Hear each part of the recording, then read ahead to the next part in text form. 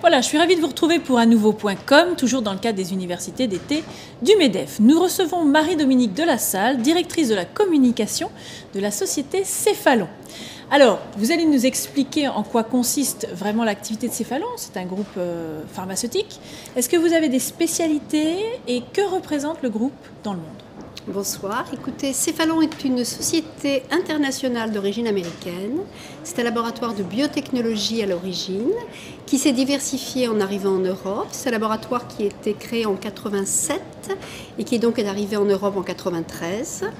Et à ce moment-là, il s'est diversifié dans différents traitements, plutôt les douleurs d'origine cancéreuse, plutôt la cancérologie et les pathologies également médicales de gastro-entérologie. D'accord. Alors, en quelques chiffres, Céphalon, combien de salariés dans le monde ? Aujourd'hui, c'est 4000 personnes dans le monde et 1800 en Europe. Alors, 500 en France. 500 en France. Alors, vous êtes directrice Europe de la communication, donc on va voir en quoi cela consiste. On peut dire qu'en France, finalement, les laboratoires pharmaceutiques souffrent d'une image un petit peu compliquée eu égard au contexte qu'on a connu récemment. Comment fait-on pour développer l'image d'un groupe comme celui-là sur le territoire national ? Alors, sur le territoire national, nous nous appuyons beaucoup sur les relations que nous entretenons avec les professionnels de santé et les associations de patients. Mais pour Céphalon, c'est un petit peu particulier parce que nous sommes avant tout un laboratoire de recherche. Donc notre image, elle est très liée aux programmes de recherche que nous menons dans les différents domaines.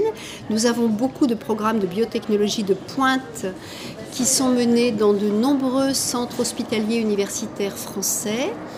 Donc nous sommes vraiment très en amont de la chaîne du médicament avec des collaborations avec les centres académiques et les hôpitaux. Alors, quelle place peut revêtir la France au sein d'un groupe international, notamment plutôt à connotation américaine ? Qu'est-ce qu'il y a comme dialogue finalement entre le siège et la France ? La France est un grand pays de recherche et c'est un pays très important dans le monde de la recherche fondamentale et de la recherche clinique. Dans l'histoire de Céphalon, il y a en plus une histoire d'amour entre la France et les États-Unis, puisque le créateur de ce laboratoire, le docteur Baldino, était un chercheur qui a fait l'acquisition du centre de recherche d'un laboratoire français. Et toute l'histoire de Céphalon s'est faite sur un plan un peu transatlantique entre la France et les États-Unis. Ce qui n'empêche pas Céphalon de s'être beaucoup développé en Europe, puisqu'aujourd'hui nous sommes présents dans plus de 30 pays d'Europe et nous sommes également présents sur toute une grande zone Afrique et Moyen-Orient. Donc nous travaillons au départ de la France sur à peu près 80 pays de la zone Europe, Moyen-Orient, Afrique. Alors l'Afrique, justement, parlons-en, je sais que c'est un continent qui vous tient à cœur, que vous y développez pas mal d'actions. Est-ce que vous pouvez nous dire en quoi consistent ces actions ? Eh bien, les médecins africains, surtout sur l'Afrique subsaharienne francophone, qui est le territoire sur lequel nous sommes le plus implantés, les médecins africains ont une très grande tradition d'études et de collaboration avec les universités françaises, les autorités de santé également. Donc la plupart des autorisations de mise sur le marché des médicaments dépendent des autorisations françaises. Donc nous avons de très nombreux colloques scientifiques, de très nombreuses présentations de nos produits qui sont couplés entre la France et les pays d'Afrique. Alors, est-ce que ce n'est pas un métier trop compliqué ? Parce qu'on sait que c'est beaucoup lié à des brevets, que les brevets aussi tombent au bout d'une certaine période. Comment vous faites pour développer de la croissance, malgré tout, dans un contexte aussi compliqué en termes de régulation ? Oui, le développement des produits sur le marché n'est pas tellement affecté par la perte des brevets tant qu'on est dans la durée normale de protection de la propriété intellectuelle, ce qui est à peu près 10 à 15 ans. Ensuite, on passe dans une seconde phase de la vie du médicament. Le médicament est généricable et à ce moment-là, différentes sociétés de génériques proposent la même molécule sous d'autres formes. Mais nous-mêmes, Céphalon, nous avons fait l'acquisition il y a maintenant 18 mois d'un grand laboratoire de générique suisse. Et donc nous avons les deux catégories de médicaments, les médicaments de recherche et les médicaments génériques, ce qui permet de couvrir à peu près la totalité des besoins des systèmes de santé des gouvernements africains et français.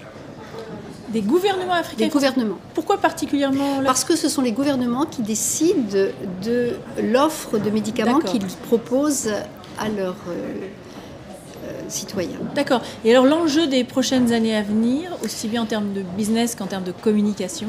En termes de business, c'est surtout de coller aux besoins des différents pays.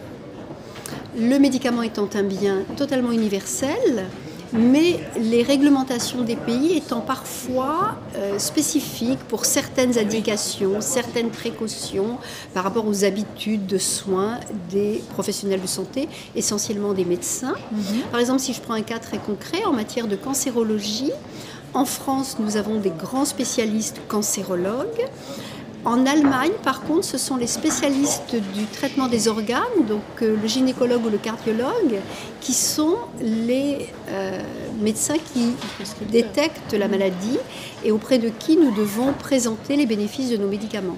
Donc il y a des particularités de ce style qui sont plus liées à l'organisation du système de soins.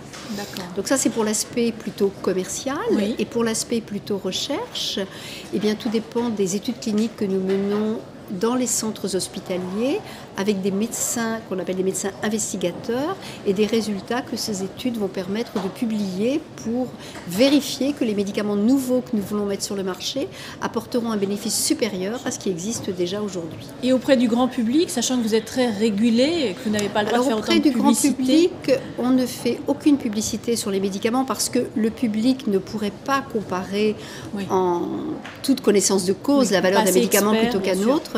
Par contre, nous travaillons avec les professionnels de santé et auprès du grand public, nous faisons de la pédagogie pour aider au respect du traitement et également pour faire mieux connaître les symptômes de la maladie.